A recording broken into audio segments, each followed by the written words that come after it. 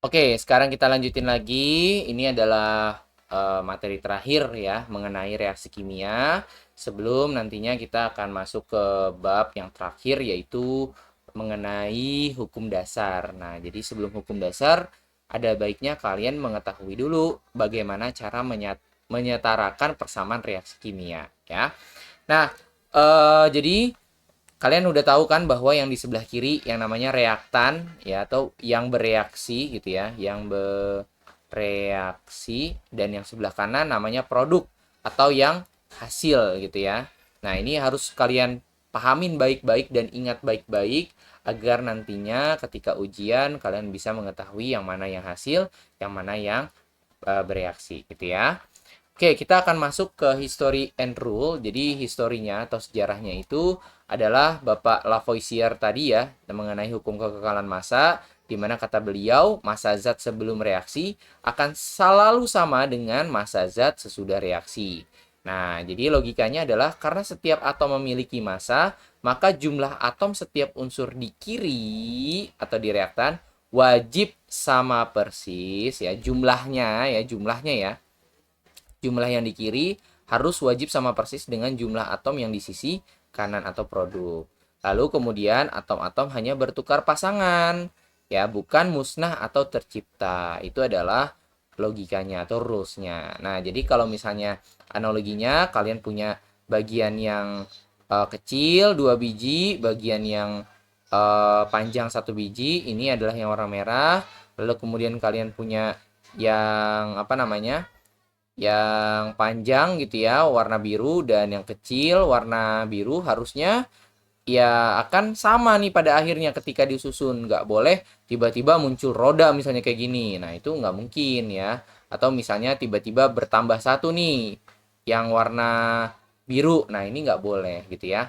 Dan semuanya harus kalau bisa ya harus terpasang gitu. Jadi jangan sampai ada yang bersisa. Kalaupun bersisa, ya pasti akan sama jumlahnya gitu. Jadi nggak akan tiba-tiba muncul satu atau dua balok gitu. Itu nggak mungkin ya. Oke. Nah, di sini kita punya reaksi di sini ya. Contohnya ada 2H2 ditambah O2 menjadi 2H2O. Oke. Nah, di sini ada di sebelah kiri ada yang namanya reaktan ya atau zat yang bereaksi tadi yang saya bilang. Lalu ada produk yang di sebelah kanan yang namanya hasil ya atau zat baru yang dihasilkan. Oke. Nah, kemudian kalau kita lihat lagi reaktannya ada dua ya. Ada di sini ada H2 atau gas hidrogen. Kita sebut sebagai gas hidrogen dan O2 ya atau gas oksigen. Kemudian menghasilkan H2O yang kita sebut sebagai air ya, ini air. Nah, makanya kalau kalian misalnya belum hafal tabel periodik ya, tolong dihafalin karena kalian nanti akan mereaksikan dan juga menamakan unsur-unsur ini gitu ya. Jadi kalau kalian gak hafal ya kalian gak akan bisa gitu. Oke, paham ya alasan kenapa harus ngafalin ya. Kemudian kalian juga akan melihat adanya tanda panah di sini. Tanda panah ini berguna buat apa? Tanda panah ini artinya adalah menghasilkan atau berubah menjadi. Nah, gitu ya. Jadi tanda panah itu adalah simbol yang artinya menghasilkan atau berubah menjadi. Oke, sampai sini. Nah, setelah itu nantinya akan ada tanda-tanda nih yang kecil-kecil ini ya. Ada G, ada L, nanti ada S, ada AQ. Nah, itu bedanya apa sih? Nah, yang pertama kalau S itu artinya adalah solid atau padat. Jadi kalau kalian lihat gambarnya kayak S ya. Ya kayak besi misalnya padat gitu. Kalau L itu adalah liquid, artinya adalah cairan murni ya. Jadi kayak air itu L. Terus kemudian misalnya zat minyak itu kan juga L ya, liquid minyak itu kan. Kemudian ada G atau gas. Nah, ini fasenya berarti gas.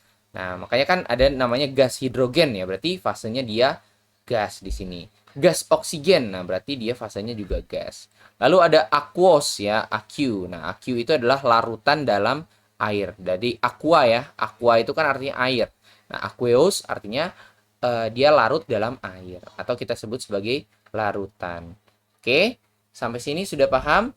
Semoga sudah paham ya. Kita akan maju ke selanjutnya. Nah, di sini ada indeks dan koefisien. Jadi, apa itu indeks? Nah, indeks itu adalah apa nih? Angka kecil di bawah kanan lambang unsur. Nah, menunjukkan jumlah atom dalam suatu molekul. Ingat ya, dalam satu molekul. Nih, jadi H2O itu artinya ada 2 hidrogen dalam satu molekul ini. Jadi kalau kalian gambarkan, berarti ada oksigen 1 biji, ada hidrogennya 1 biji, ada hidrogennya 1 biji, gitu ya. Seperti itu adalah H2O. Nah, duanya ini melambangkan bahwa di dalam satu senyawa ini terdapat 2 hidrogen dan 1 oksigen, gitu ya. Jadi indeks ini adalah jumlah atom dalam satu molekul, gitu ya. Nah, mengubah indeks artinya mengubah jenis zat tersebut. Nah, jadi kalau misalnya kalian asal ya, misalnya kalian tulisnya air itu H2O2 gitu. Nah, ini ternyata adalah senyawa yang berbeda. Ini namanya adalah hidrogen peroksida. Ya, hidrogen peroksida namanya, dan ini adalah racun. Jadi kalau kalian misalnya mau minum ya, minumnya H2O2 nih, gitu kan. Misalnya nggak ada air, wah nggak ada air di sini. Aku maunya minum H2O2 aja. Nah, kalian langsung tepar yang ada ya, karena hidrogen peroksida ini merupakan racun ya, racun gitu. Oke, jadi kalian bisa langsung N ya, gitu. Ini namanya racun. Oke, jadi jangan mengubah indeks. Indeks itu adalah angka yang menunjukkan jumlah atom dalam satu molekul. Jadi H2O dan H2O2 ini adalah udah senyawa yang berbeda ini ya. Ini udah zat yang berbeda. Oke. Nah, kemudian kita akan punya yang namanya koefisien ya. Seperti di dalam matematika, koefisien itu adalah angka ya di depan molekul ya, di dalam zat kimia atau rumus kimia. Angka besar di depan rumus kimia menunjukkan jumlah molekul zat. Nah, jumlah molekul zat ya. Jadi kalau ada 3 H2O artinya ada 3 molekul H2O. Kalau misalnya contohnya ada 3 air atau 3 gelas air ya. Nah, itu adalah koefisien. Itu boleh dirubah-rubah karena 3 ini menunjukkan jumlah molekul tersebut ya. Jumlah molekul tersebut gitu. Jadi jumlahnya ada berapa? Kalau H2O doang ya berarti ada 1. Kalau ada 2 H2O, misalnya di sini angka 2 berarti ada 2. Kalau 10 H2O misalnya berarti ada 10 H2O-nya atau gelasnya gitu ya.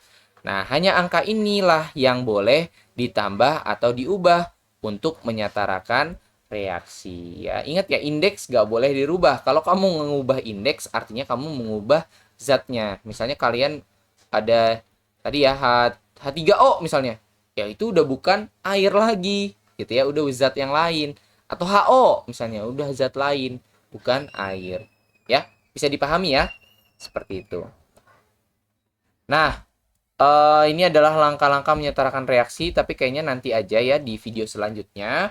Paling kita akan coba nanti menyetarakan reaksi seperti apa. Yang penting kalian sudah mengetahui dulu bedanya indeks, koefisien, lalu mengenai apa ya, informasi yang ada di dalam suatu reaksi kimia ini. Ada yang namanya reaktan, ada yang namanya produk, tanda panah itu apa, dan wujud itu apa ya. Seperti itu. Oke, paling akhiri aja videonya. Nanti kita ketemu lagi di video selanjutnya. Oke, thank you semuanya. Bye-bye.